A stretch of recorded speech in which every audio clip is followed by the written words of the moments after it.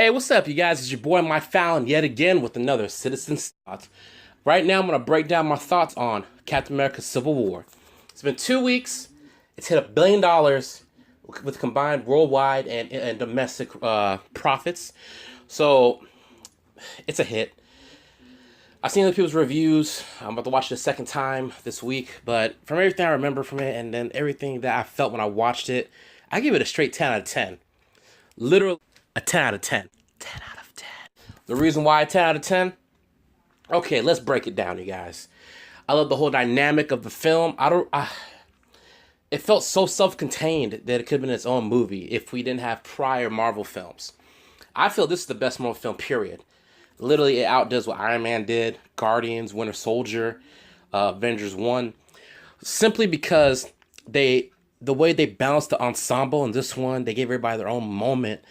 And it's just like they ripped everything out of the comics. The Russo brothers, y'all killed it. Like, straight up, I loved everything you guys did in this film. From the way that Captain America, like he was in his right to want to oppose the bill, the Sokovia bill, but he did it in a very just way. And it wasn't for any selfish reasons. He had nothing really to gain from it, but he just wanted to preserve people's right to choose to be good. Whereas Tony Stark, his entire journey, at first I was opposed to him. I felt it was selfish, but it made sense over the course of the film. Whereas he wants everybody to register because he doesn't want people to lose weapons. And then also at the end of the film with Bucky, that revelation, it threw me through an emotional loop. Like, I was straight team Iron Man for that section of the film. Because, man, like, even Iron Man said it, man, he killed my mom. Like, straight up, Bucky had to go down. That's how I was feeling at that moment. Even though I know Bucky can't go down because he's a good person, it's just this entire film was great. So yeah, like I said, so I thought like Captain America's journey, where even though he was conflicted and was even wavering at first second because of the overwhelming odds, he stood fast and he put his foot down and held his own. He held his ground, and then Sharon Carter, which is his new love interest, finally, oh my God, when all these years for this, she just boosted and solidified, like Peggy would have, Steve's own natural good heart. Like, because that's the thing I liked about the Avengers, first Avenger with Captain America, was it showed him and his morals, and that Peggy Carter was his true love. But then now with her great niece Sharon Carter, who's just like Peggy, she can bring out and amplify those good features in Steve. We'll still see that in the future films. But everything with Steve, I loved. And then back to Tony, his leadership too is the way that he was figuring out how to still oppose Team Cap without killing them. I respected that. He didn't go over the edge. In the comics, he's a total pig in the sense of you hate him because he kills Avengers in the comics, whereas they didn't do it in this one. But it's just the whole 360 they put you through, not a 180, but a whole 360, the whole gambit and spectrum of what you feel was awe-inspiring. Especially when they showed us, like Tony Stark, basically when he used the actual 3D projection to show his last day with his mom and dad for therapeutical moment, for therapeutical applications. That spoke to me to where it shows that Tony, if you really pay attention and see it, from Iron Man 1 to now, Tony is just a person who's been traumatized and dealing with it the best way he can, but he's also a super genius. So, I mean, he had at 19, his parents died. He's been on his own ever since. And then from Iron Man 1 to now, he had to take on the responsibility of being a protector of Earth. So this entire film just shows you how these two leaders, in their own rights, from their own struggles, have to deal with the Sokovia Act and have to also deal with Baron Zemo. The thing about Zemo, there's only one thing I hated about him. He didn't have his mask. Now, in the comics, Zemo was part of Hydra. He's a mastermind, a crazy fighter, and he starts what's called the Masters of Evil, which is like the anti-Avengers or their Brotherhood of Evil. Basically, he gathers people to kill each individual Avenger as they're better or they're equal. So, you know, it's cool. He still has his name, Helmut Zemo. He wasn't part of Hydra. I mean, he still had the Zemo's essence, but it wasn't like the comic. And I saw unused art as well, where they show he did have his mask. That's the only complaint I have about it. I'm still giving it a 10 out of 10, but my only complaint is Zemo should have had his mask. So, and one of the complaints I've been hearing out there is towards the end of the film, if Iron Man didn't fly to where the other Winter Soldiers were kept, how would he have had them still fight it out? For all those out there who keep asking that, like, if Iron Man to show up, then what was the point of that ending? He could have leaked the video online. As long as Iron Man saw the video, which is the whole point of that, doesn't matter where he's at, he can be in Africa and watch the video. He would have snapped exactly the same and had more time to build up his rage towards Bucky. So, duh. Okay? That was the whole point of Zemo's plan, which is perfect. Like, no matter what happened, mission date December 16th, 1991, showed what it took to break the Avengers, which is a little bit, well, they touched on Avengers Assembled, and just threw that in there a little bit with Civil War, which I loved. I love that whole entire segue. And yet they were able to have the Civil War, little pinch of Avengers Assembled, and the Bucky and Cap friendship continue on. So those balances, just those three elements themselves, is awe-inspiring, which I wish they would have done with BVS, but it didn't try as well as I wanted. All right, so the next Avenger I want to talk about real quick, War Machine. Now, even though he didn't get as much screen time as I wish he could have had, I still feel Don Cheadle pulled off being there for Iron Man. Through thick or thin, he shows what a real friend is too, just like how Falcon did. It's just, I get where they're coming from, because he's a war-torn man. I mean, he's a veteran. He's had to fight protecting America, the same as everybody else. But you know, he was an enlisted man before he was an enlisted Avenger. So I get his viewpoints on having controlled powers. I'm glad they didn't kill him. Thank you, Jesus Christ, for that. Yeah, man. So I'm glad they kept him on, so we see more War Machine in the future. Now, switch it over to from everybody's best friend, who's the right-hand man, Falcon. Finally felt so independent in this film. This is what I wanted from Winter Soldier. Now, I love Winter Soldier. It was a perfect movie to me as well. But that was my only complaint. It wasn't a flaw in the film. My only complaint is that he felt like he was just a sidekick like Robin. In this one, he took charge when he had to. Not from Captain America, but he was independent. He had his assistant, the bird, his bird robot, which is I like that twist. Instead of him being, because in the comics he had a pet bird which he was telepathically linked to. In this case, you know, it's a robot machine. It's more versatile, more deadly. So I like how he was independent and didn't care, man. He was a ride or die, like straight up. Anything Steve needed, he was there for him. Like he said, when they start shooting at you, they start shooting at me.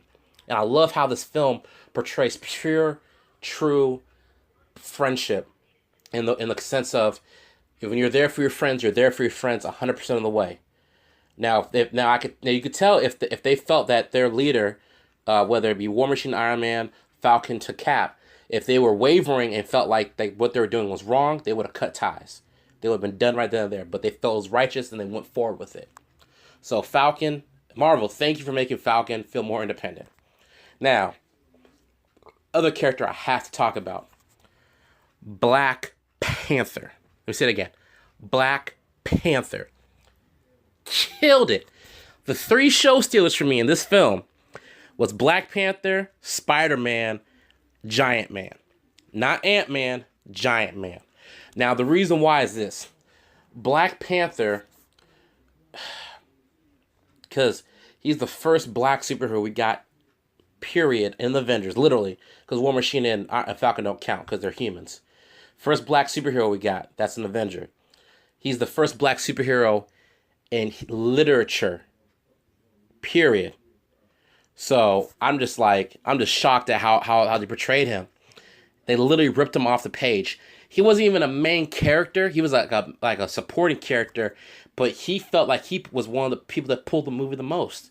With his entire endeavor, with the little bit of screen time we got with Chadwick Boseman, he showed the honesty, the truthfulness. He showed the integrity and the humbleness, yet the wrath of war that T'Challa has in his heart, but also his logic, his rationality, everything and every dimension of T'Challa that are in the comics that make him one of my favorite characters was shown in this film. So Russo Brothers, thank you for that. You guys did him justice. but we're going to see all his power sets in his own solo film. For those who don't know, everything you like about Black Panther or saw for him in this film is only like 40% of what he can do. Literally 40%. So the whole play set, his whole skill set is going to be shown in his own solo film. The next character I want to talk about for sure has to be Spider-Man. Now, for those fanboys out there, don't wild out on me, all right? This is from everything I've seen, everything from the cartoons I watched, comics I read. I feel Tom Holland is the first perfectly balanced Spider-Man we had, that he outdoes Tobey Maguire and Andrew Garfield's performances by a couple margins. Bear with me. Tobey Maguire was the best Peter Parker outside of the suit. Inside the suit, he was cool. You know what I mean? But he was more of a dramatic Peter Parker, not the funny Peter Parker like he should have been in the film, in the comics. You know, he didn't have that wisecracking nature to him. He was more dramatic. He was a bit funny, but they made him like a relatable person more than a relatable funny person. That's a super genius. Now with Andrew Garfield's performance, he was cool as Peter Parker outside the suit, but he was a better Peter Parker inside the suit because the wisecracking nature fit perfectly Andrew Garfield's movements in the suit. Now with Tom Holland, he did a perfect balance of both. Everything worked out. It was like I'm not gonna lie, guys. I cried 2 parts in this film. Black Panther's dad dying, it get to me. I'm not gonna lie. And Spider-Man. When I first saw Spider-Man on there, heard his voice, saw his mannerisms, interacted with Tony and Marissa Tomei, Aunt May. It got to me, you guys. It was just like I've been waiting all this time to see something like this.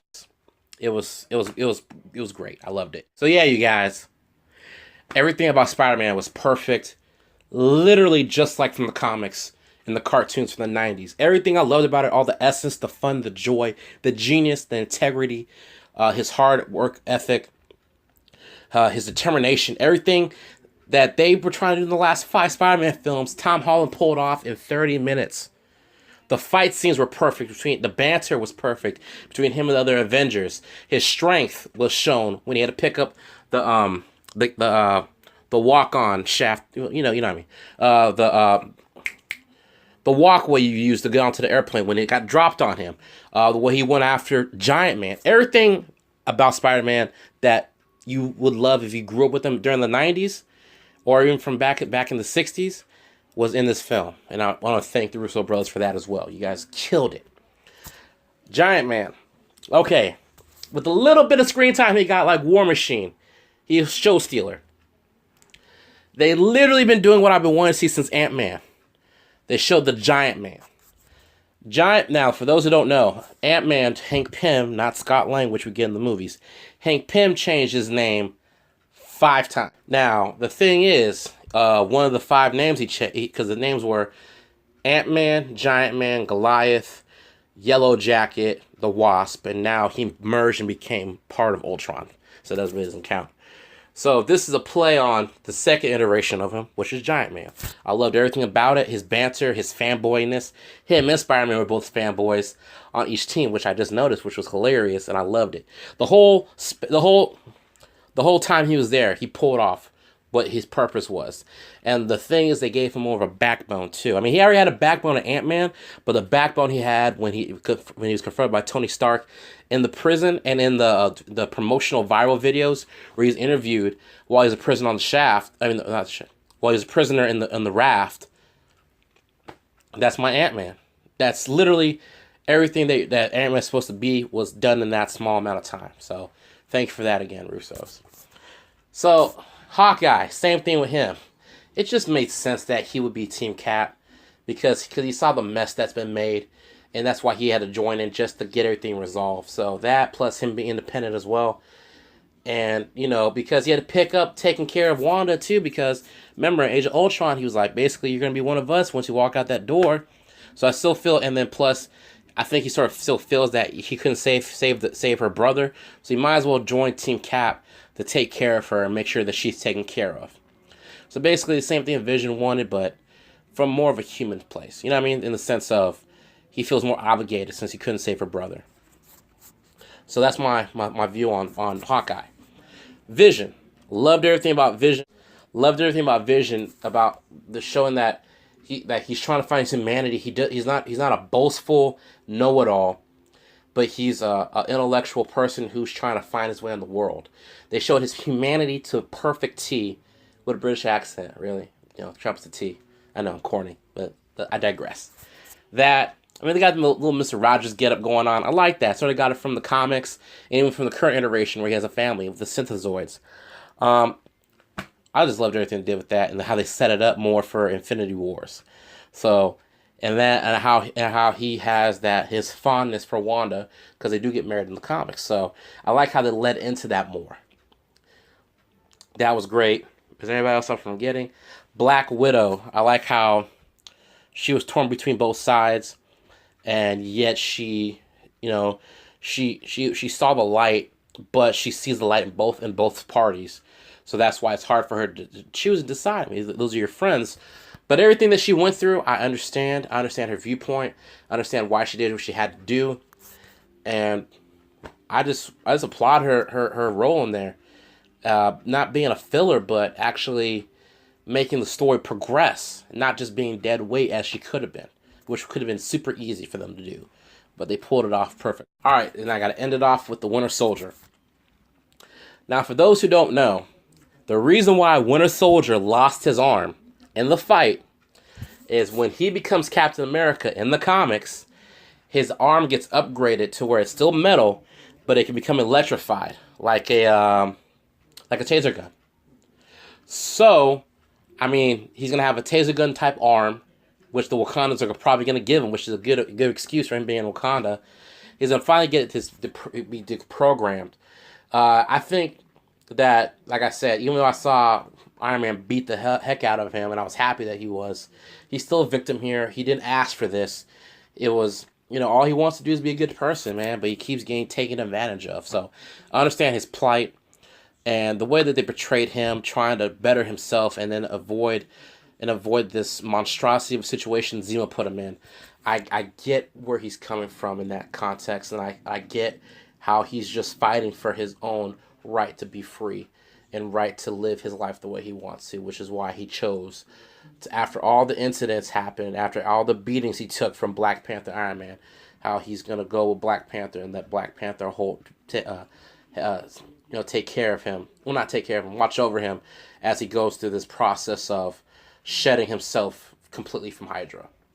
Because it's basically about his renewal as a person, not so much about him getting a cool new arm. So I'm happy about that they showed depth to that, how they showed that he's just trying to be a human that wants to be free and wants to live his life and just let the last 70 years of forced killing that he had to watch, that she had no control over, be taken from him. That's all he wanted. So I can applaud that, and I love the depth for which they brought that into the film.